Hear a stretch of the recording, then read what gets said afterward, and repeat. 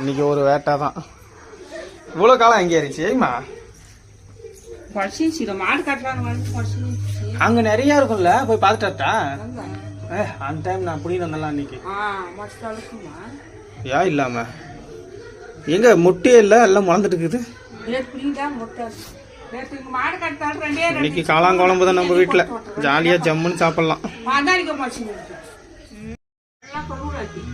கண்டிப்பாக காளானை க்ளீன் பண்ணியாச்சு. இப்போ அடுத்தது நம்ம கலவரம்.